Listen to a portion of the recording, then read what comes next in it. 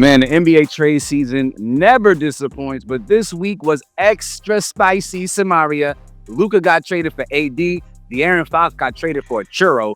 Jimmy Butler is most definitely a warrior. The Bucks ruined their chances. And then the trade that made me upset is then the Lakers, after making a phenomenal move and trading for Luka Doncic, trading Connect Four, man. Samaria, of all the trades, which one did you like the most? I'm going to go with the one that you called last week, De'Aaron Fox to the Spurs. Watching him last night, I felt like obviously they have a little bit more work to do. I mean, he didn't even practice with them. He said that he had to run on the treadmill to kind of stay in shape a little bit during the process of them doing his physicals and all of that. But they look good. I mean, he was able to give them this offensive burst in the first half. Him and CP being more of like a veteran voice on the team. I liked it. Before I get into my head scratchers, who do you like? Okay, so let me just acknowledge something that you just mentioned. Chris Paul being able to stay with the San Antonio Spurs, I think, was so important. One, because of his leadership, but two, De'Aaron Fox has never had to play the role of traditional point guard in Sacramento. And, in his first game with the Spurs, we saw him have 13 assists. De'Aaron Fox doesn't do that. Yeah. So now he gets to be mentored by a point guard who understands the nuances of the game that will benefit Wemby, which will, of course, benefit the Spurs, that De'Aaron Fox has never had to be a part of. So shout out to the San Antonio Spurs front office for keeping Chris Paul, which I think is a huge part of their future. Not necessarily that he's going to help them win a championship, but I think down the line, years, even after he's retired, the team will be benefiting from his wisdom and information that he'll be disseminating. So yeah, my favorite trade, it's tough. It's Luka Doncic. It's the Luka trade, only because as a Lakers supporter, as a Lakers fan, a supporter more than a fan, I just felt like this franchise was about to go through that time period like they did after Kobe Bryant retired, where they just sucked for like 10 years. Because LeBron is so old, they had no hope for the future. And now you get somebody who was a legitimate superstar from his first day with the organization who can carry this franchise for the next 10 to 15 years in Luka Doncic. And people already want to go to LA to play. But you put Luka there, and now you have a guy who people want to play with. I mean, obviously, that was the biggest head scratcher. Because What did Luka do? I mean, there's been reports that people just don't like the way he manages his body, right? They say that his weight has ballooned between 260 and 270 pounds, all of these different types of things. And so they felt like maybe he wasn't an asset they should invest $356 million into once his contract is up next year. So, the Mavericks' fear is the Lakers' game. I don't care if Luka Doncic takes shots at Don Julio during halftime. Right? Like, he is a top 3 player in the NBA and an all-time offensive force. That's not a player you let go at the age of 25. And then you pair him with LeBron James. I'm like, what? Like, that was the craziest thing to me. And then you got Anthony Davis in return, who's 32 years old, and AD is a really good player. He changes the way the Mavericks play. I think the Mavericks might have a better season this year than the Lakers, only because the pieces that they have are so good and interchangeable defensively. They have a lot of size. Now you got AD, you got Gafford, you got Lively, you got PJ Washington, and now you have guys who are defensive juggernauts who love to play defense, can shoot it a little bit, and you flank Kyrie Irving with that level of defensive tenacity. I think the Mavericks actually are going to be quite good and a big headache for anybody to play in the playoffs this season. All right, let's talk about Jimmy Butler. Oh yeah, Jimmy got traded for Maple Jordan. What do you think about the Jimmy Butler trade? I obviously been talking about it for the last 3 weeks. I'm going to be curious to see the dynamic with Golden State. I really am. Like, I think that him and Draymond are very feisty sometimes. And I think that could be either really good or really bad. Hopefully it's really good. I hope that he doesn't get here and is like, actually, I don't like it. But I think this is where he wanted to be. So I think he wanted to get to Phoenix. And I think there was a lot going on around Kevin Durant potentially getting traded that stopped that from happening. And so he winds up in Golden State.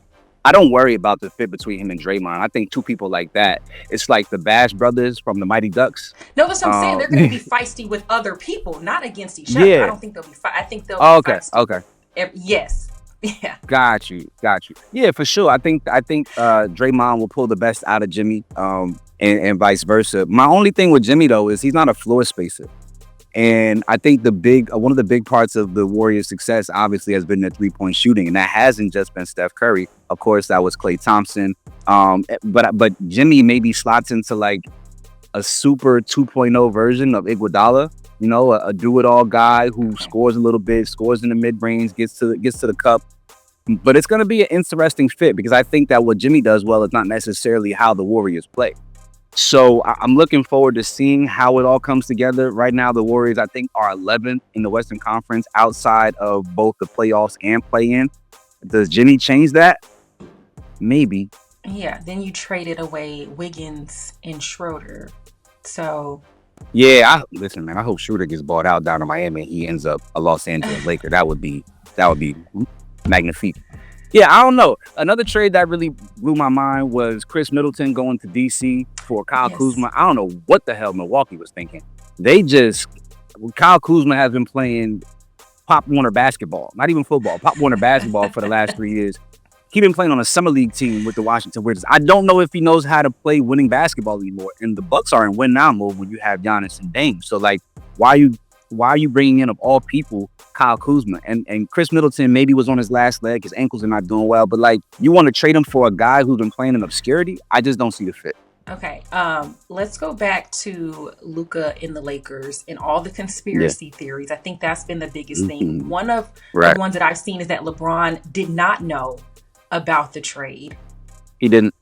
I don't really care if he knew or not. I feel like he probably had some sort of heads up, like even if it was like a second before Shams, he didn't know nothing. Okay, he did not know. Another conspiracy, and we touched on it earlier, was the weight situation. I feel like, unfortunately, for everybody in the West, the Dallas Mavericks just awoken a beast in Luka Doncic. Like, he is about to prove to everybody that he was worth the $100 million that he's now lost because he can't get that supermax with the Mavericks. And I think that that's really dangerous. And I'm a little scared. Speaking of scared, Anthony Edwards also said that he was scared now because he's like, anybody could be traded at this point. Nah, he's good. Without Anthony Davis, then Minnesota franchise has to get moved to Las Vegas. Anthony Edwards. Here's the thing about Luka, right? He's already great. And I don't think his offensive output is going to like go up crazy. So if we say that they've awoken the beast, does that mean that Luka is now going to play defense? I don't know. Like, I don't know if he prioritized that. I think he's just going to be in a little more shape than he was before. Well, I hope so. You rocking with LeBron James now, fam? Like, LeBron is the most conditioned athlete of all time. And he spends so much money on his body. And so if there's anybody that can teach Luka how to maintain his body, it's LeBron James. And so you hope that he catches even a smidgen of what LeBron James has been doing for 22 years now. And the Lakers will be even greater off for it. But I just, the things that Luka struggles with that makes it hard to play with Luka is not on the offensive end. It's on the defensive end. And so maybe by virtue of changing his body, he'll have more stamina. But I think we'll continue to see the same old Luka, which is an all-time generational talent as currently constructed. Also some throwaway trades. No, not even throwaway. Sticking with the Lakers. Man, they traded Dalton Connect for Mark Williams. I don't even know who the hell Mark Williams is, bro. I'm upset. I didn't either, but I didn't want to say that. But yeah. And Cam Reddish, and who else did they get rid of? They traded Dalton Connect. It's really Dalton Connect, Cam Reddish in the first round pick for Mark Williams. Mark Williams, 23-year-old center, has a 9-foot 9-inch wingspan, which is bigger than longer than Wemby's. 7'1", 7'2". But he plays like Kevon. He plays like Kevon Looney. Like, he's 7'1", 7'2", and he barely dunks. Oh my God. I was watching his highlights because all my boys in the group chat were like, well, he looks pretty good, man. He putting up stats. And I went to his highlights to go check it out. Bro, I don't like it. He does not look like the kind of guy that you want to start as center.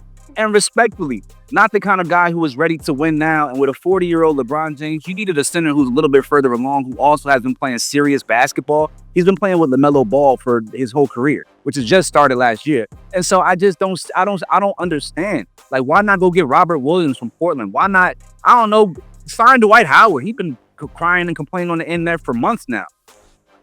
But anyway, a lot to discuss. I'm very passionate about this topic, as you can see. I'm a hoops nerd for sure. Yeah, so you all let us know which trade you think is going to be the most impactful for this NBA season in the Los Angeles Lakers. Is it Jimmy Butler to the Warriors? Let us know your thoughts in the comments section.